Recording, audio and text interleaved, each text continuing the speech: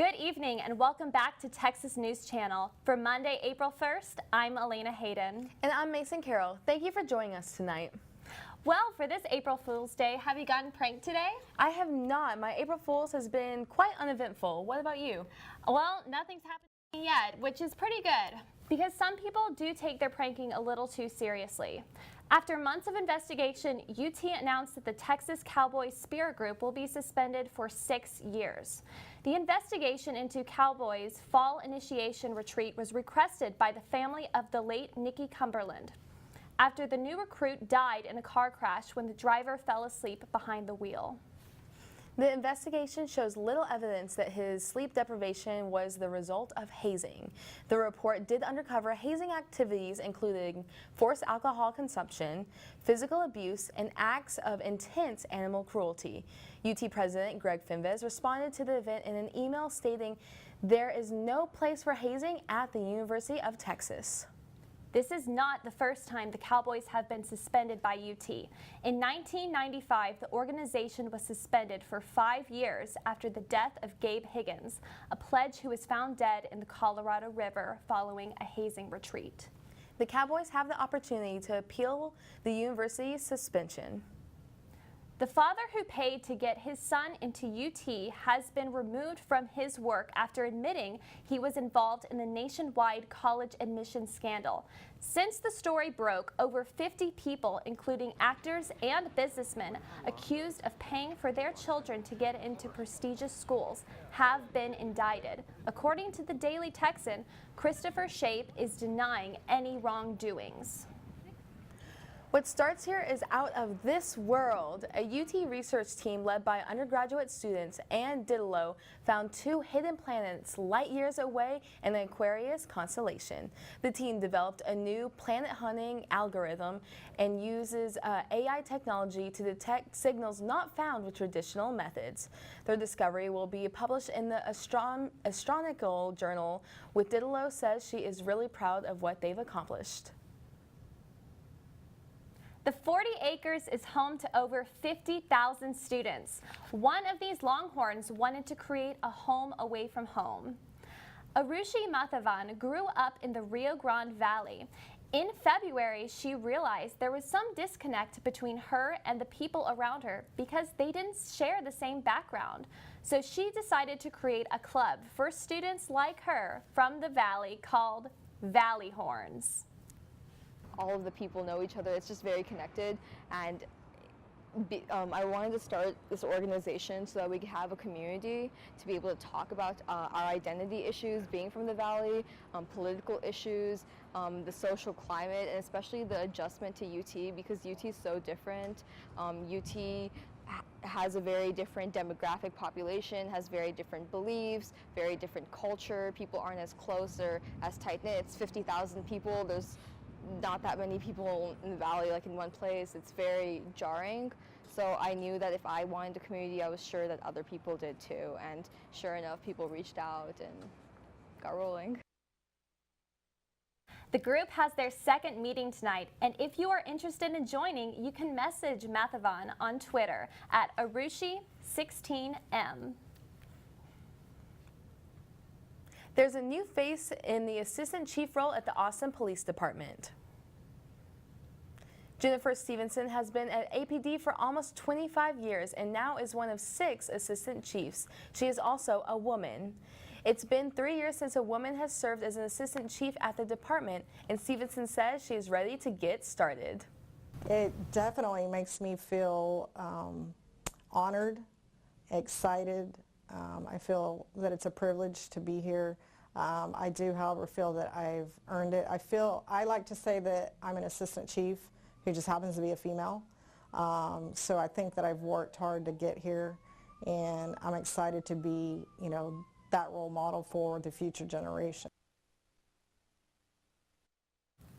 This past weekend, a student from South Carolina was found dead after she got into a car she believed was her Uber. 24-year-old Samantha Josephson left a bar shortly after 2 a.m. Friday. Her body was found later that day. UTPD officer Dustin Fahrenhack said there They are fans of ride-sharing apps, but students should be aware before getting into a car. Here are some tips Officer Fahrenhack provided to keep your ride safe. Go with a group and have a sober friend. Check the car's license plates and ask the driver for their name. Ride in the back so you can exit on either side. Don't tell your driver personal information. And if you feel uncomfortable, call a friend and leave them on speaker. Or if you feel unsafe, call 911. This past Saturday, downtown Austin was full of life. And for once, it was something other than 6th Street. Our Orlando Hernandez takes us to the scene. On the corner of 11th and Congress, Beto O'Rourke made one last stop in Austin to wrap up his first day of his presidential campaign. Throughout 2018, Beto became a household name, and despite his loss to Ted Cruz in Senate elections, thousands still gathered near the Capitol to support the 2020 Democratic candidate. Some supporters, such as Sylvia Garza, drove over 6 hours to attend. I came out today because I really believe that he is the one that should be the candidate, the nominee for the Democratic Party to run against the president that we have right now. I think that Beto's got the energy, he has got the ability and the skill set that we need in a president right now. We need to have inclusion and not division.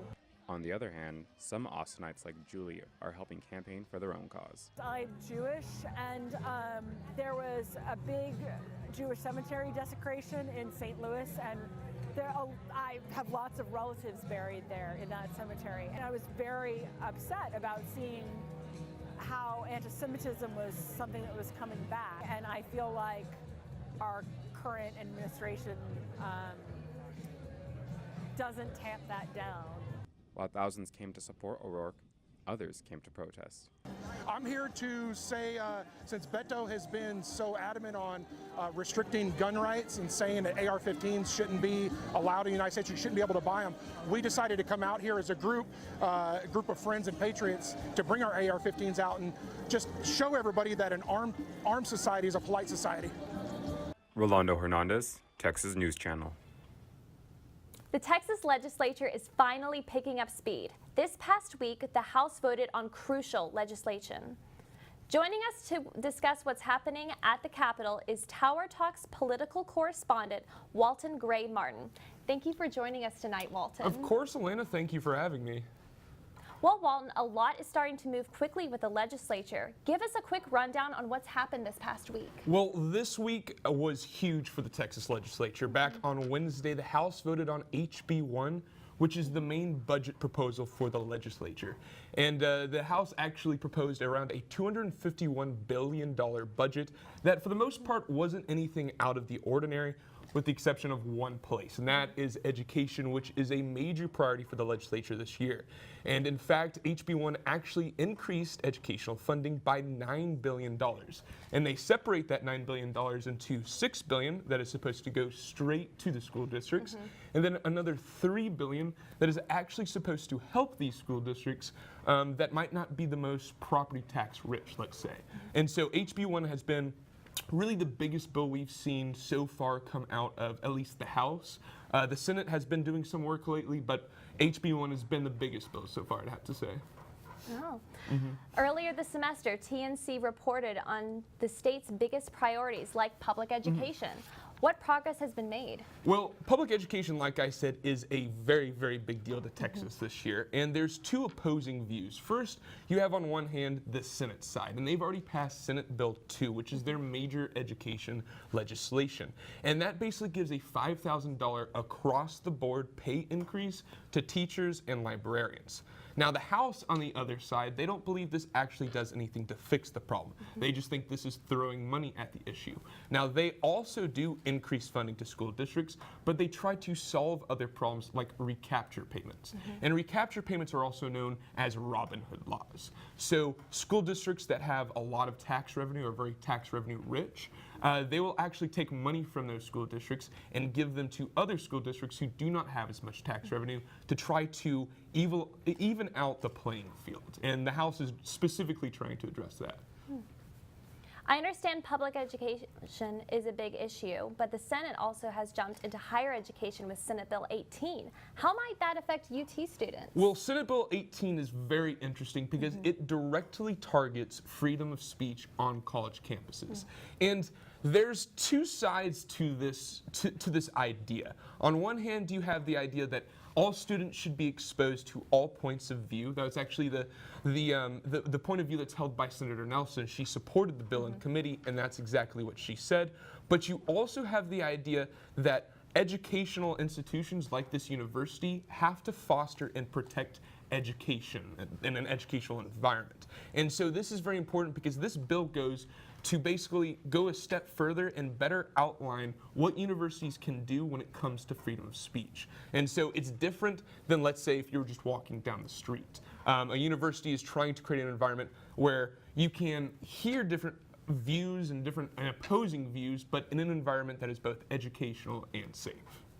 Wow. So that's pretty much it so far for the Texas legislature, but it's starting to move pretty fast, I have to say. Yeah, it sounds like it. Well, thank you very much for Walton for joining Of course. us. The legislature is also taking an aim at liquor laws. In Texas, liquor stores close on Sundays, but that could be coming to an end. A bill was filed last week suggesting liquor stores stay open 7 days a week. This bill would put an end to the blue law, which prohibits the sale of certain alcoholic items on Sunday. The act will go into effect on September 1st of this year if passed. On Texas News Channel, a popular pool opens back up.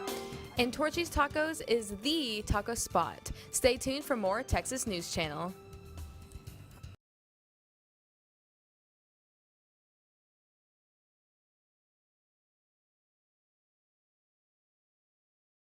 Want to keep watching Tower Girl during class? UT's Biodiversity Center wants to raise money to keep UT Tower Girl's camera running for an additional year. Tower Girl is known for her home at the top of the tower and with an increasing number of views. The cost of running the live stream went up as well. Tower Girl's monthly view hours went from 1,000 to 27,000. So far, the fundraiser, Keep Tower Girl Soaring High, raised almost $4,000 out of their $5,000 goal. We cannot wait to talk about this story. Restaurants and vendors competed in the National Taco Championships. I wish I was a judge at this one, LOL. Competitors included Carroll, Z Texas, and Torchy's Tacos, an Austin original, took home the title of overall grand champion and will be competing in the national competition in Las Vegas this November. Looking for something fun to do this weekend? Austin has a new glowing activity for you. Gather some friends and check out glow-in-the-dark paddleboarding on a lake. Glow Paddle Austin offers a night tour of the city and paddleboards light up in a variety of colors. For those of you who want to hit the pool this week, you may need a change of plans. West Austin's Deep Eddy Pool closed for its annual spring cleaning March 25th. During this time, Barton Springs and other location pools will stay open.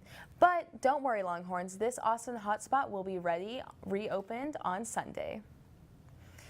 Well, this has been super cold this week. Texans don't know what to do. I know, I'm so ready for some warm weather and just some sun.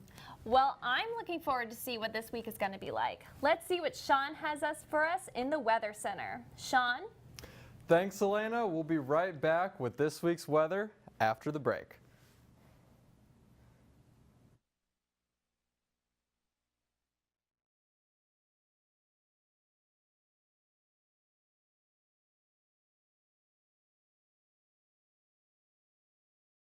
But sunny weekend. It looks like we'll be getting a little more of a taste of spring this upcoming week.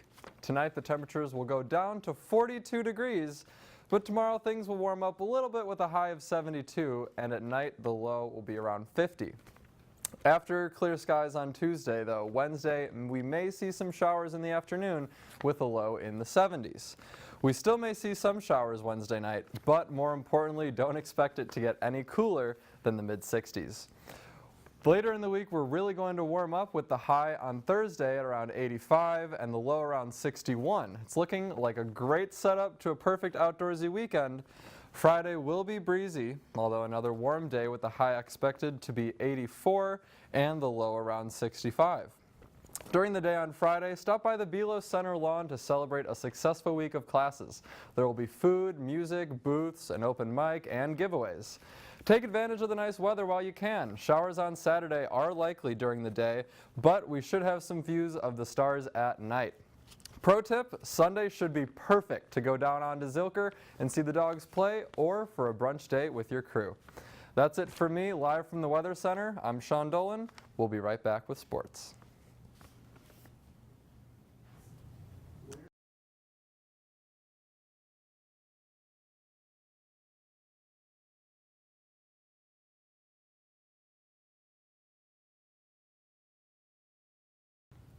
Welcome back. This evening we have Faith Castle with us here to recap a jam-packed week of sports in Austin. Thanks for having me on the show. From Texas baseball sweeping Xavier at Dish Falk to the Dell match play out at Austin Country Club to Texas relays at Mike Myers Stadium, there was no shortage of competition going on in the capital city. One event that stood out amongst the others was Texas Pro Day. This past Wednesday, TSTV Sports' Matt Miranchuk has more from the bubble.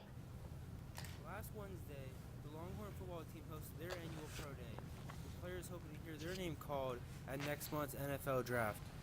The players participated in a variety of drills, including the 40-yard dash, the 3-cone drill, as well as many positional drills.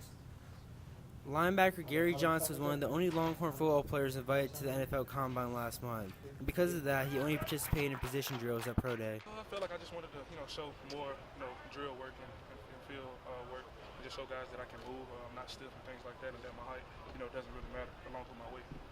I was getting some positive feedback, basically that, obviously I can run, but, I can open up my hips, I can, find the ball, I can catch, and I can move very well. This day is a big deal for the players, especially for the players who did not receive an invitation at last month's Combine, because it is their final shot to impress NFL scouts and GMs. After not getting a Combine invitation, running back Trey Watson made it his mission to prove to teams that he can compete with the best. Y'all gonna see, man. Y'all gonna see. I mean, yeah, y'all gonna see. It definitely fuels me. That is what fuels me. I mean, being able, how many backs? 27 backs. I want them all. I mean, that's how I'm coming. That's how I think. Put me on whoever number one y'all got on y'all draft board. Put me on that team. Let me compete. Because I'm telling you, man, I'm coming for it all. The next level is what I dreamed of, and it's right here, man. I'm about to go take it. Many former Longhorns like Ricky Williams and Brian Arakpo were in attendance to support and give advice to the players participating in these drills. I've been talking to Puna a lot. Puna telling me about, even though you don't get drafted, just go out there and do your best. If you get drafted, to a little camps or whatever, go out there, show them what you got, be mentally prepared. They, come interview you, ask you, different type of questions, just, be calm, collect, and real coachable. I had a lot of feedback from a lot of guys, man, telling me it was going to be a crazy moment. You already built for it at the end of the day. Don't be nervous. And that's the thing. When I came out here, I wasn't nervous at all. The Texas Longhorns always put quality players in the NFL. Last year was Puna Ford and Michael Dixon. This year we'll find out who they will be on April 25th. From Frank Dennis Field, I'm Matt Marinchuk, TSTV Sports. Thank you, Matt. News broke last week of 7 Longhorn football assistant coaches extending their contracts with the team.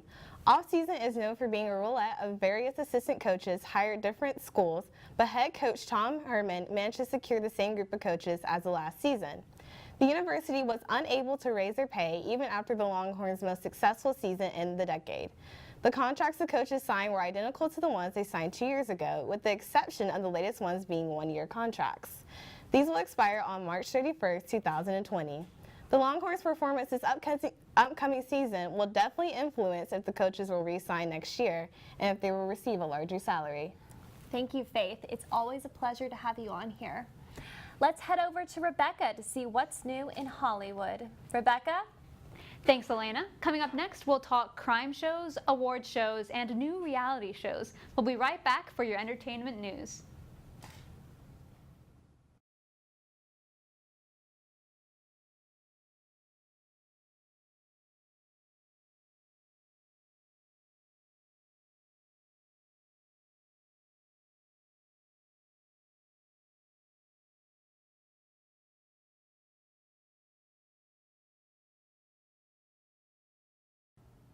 Welcome back to Texas News Channel.